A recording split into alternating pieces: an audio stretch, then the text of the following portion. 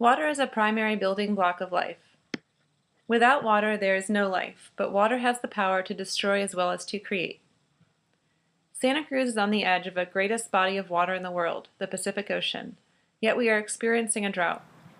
During the dry season, the courtyard of Parkview Court does not get enough water to keep the grass alive. Yet in the rainy season, there is so much water that water runoff has to be pumped from the back of the complex. Santa Cruz has mild weather throughout the year, enjoying a Mediterranean climate characterized by cool, wet winters and warm, mostly dry summers. Due to its proximity to Monterey Bay, fog and low overcast are common during the night and morning hours, especially in the summer. We're in USDA Hardiness Zone 9B with an average annual rainfall of 31 inches. However, 2013 was the driest year on record with only half the rain of the prior record-breaking driest year, and drought is expected to continue. Despite changing weather patterns, what if we could create a beautiful sanctuary for people, pets, birds, and beneficial insects? A place for community that also provides privacy. A place where we can produce some of our own food, all while staying within our water limits. The courtyard currently features a large expanse of dead grass that was once a lawn before watering restrictions came into effect. At the north end are 4 raised garden beds and a plum tree. The ground is contoured so that the center is highest, and water runs out of the courtyard and onto the sidewalks, which eventually run to storm drains and into the ocean. The air is relatively still at ground level because it is sheltered by buildings, but it blows from the south and the west and can be felt in the second-story balconies surrounding the courtyard and in the treetops around the perimeter. Here are the existing structures. You can see the raised beds and tree at the north end. This map shows the shade patterns throughout the day on a midsummer day. Because of the morning fog, the areas on the east side with morning shade and afternoon sun are hotter than the west side. In the winter, the shade pattern will change somewhat, with more shade on the south end as the sun becomes lower in the sky. This map shows the current use patterns. Yellow is for adults, orange is for children, and red is for pets. Currently, children play in the yard and pets use the yard for play and as a potty area. Adults stop to socialize along the perimeters and around the garden, where they are protected from the harsh midday and afternoon sun. Children and adults also gather around a small water table and under the plum tree.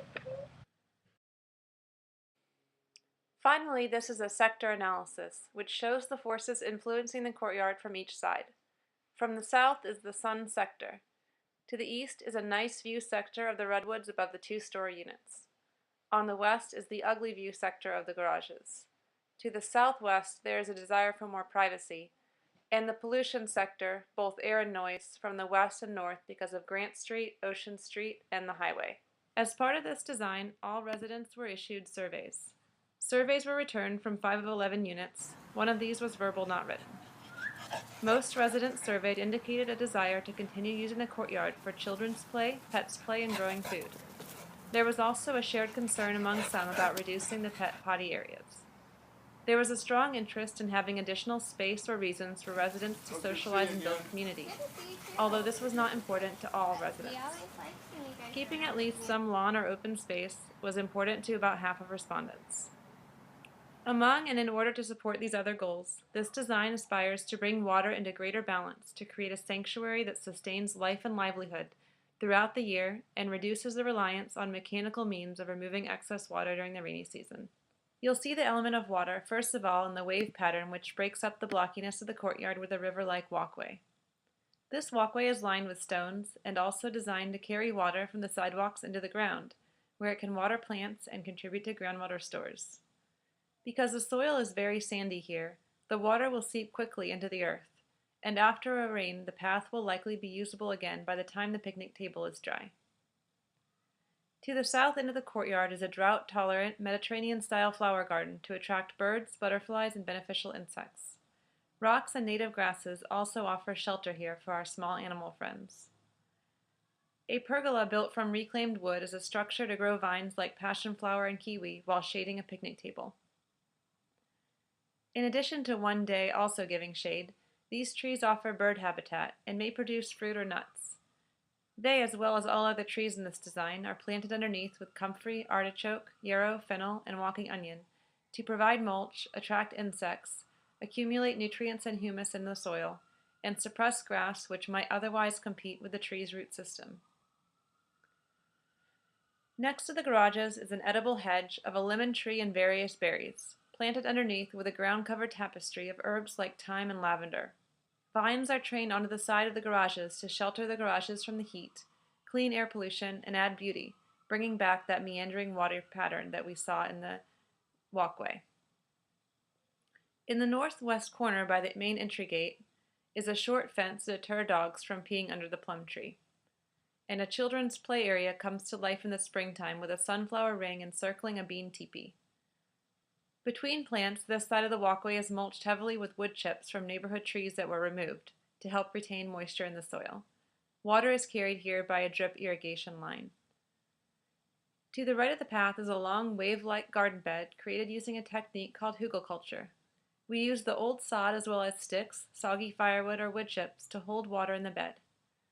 Wood naturally holds water like a sponge, which can then be extracted by the plant's roots between waterings and rains. Here we could plant large vegetables like pumpkins and Jerusalem artichokes, which provide both beautiful cut flowers and a delicious root vegetable, or whatever we choose. To the east of the hugelkultur is a green, soft clover lawn where kids and pets can play. Clover makes an excellent lawn material because it requires little water to stay green.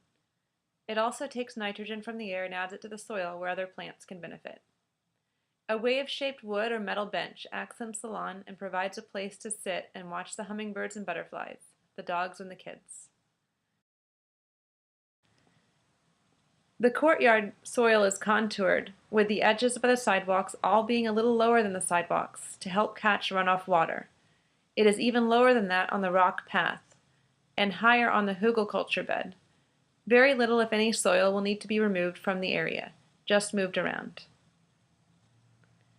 Now I want to back up and give some context by showing the rest of the complex and some other features that support this courtyard design. The other map of the complex is arranged by zones, with Unit 126, my household, as an example.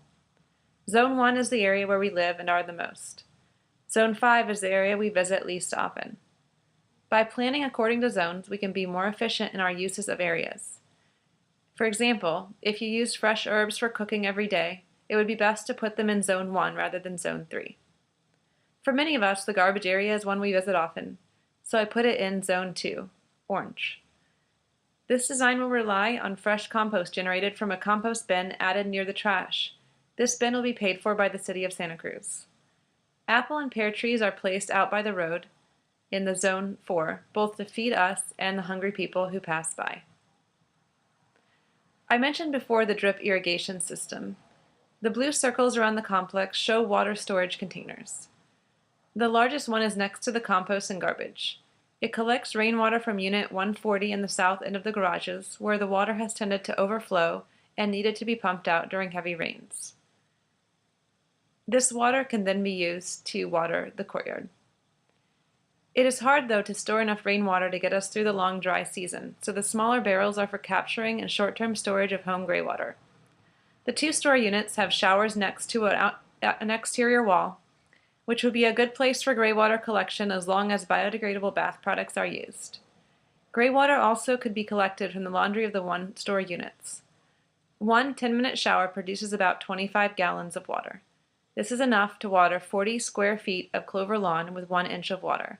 A 500 square foot lawn then would take about 300 gallons of water or 12 10-minute showers. The clover lawn could stay green then with 1 to 2 waterings per month, which could be generated from the shower water from 1 to 2 households.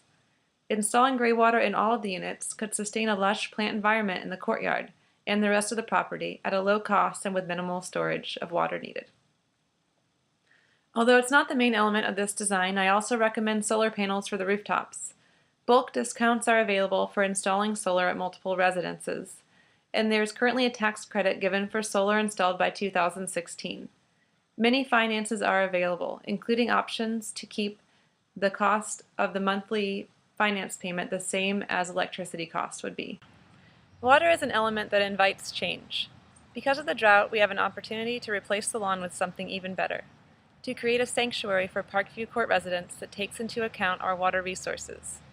I hope that this design process has created an opening to the conversation and that residents can take from it the parts that are most useful. Together we can consider what will become of this courtyard and the surrounding common areas.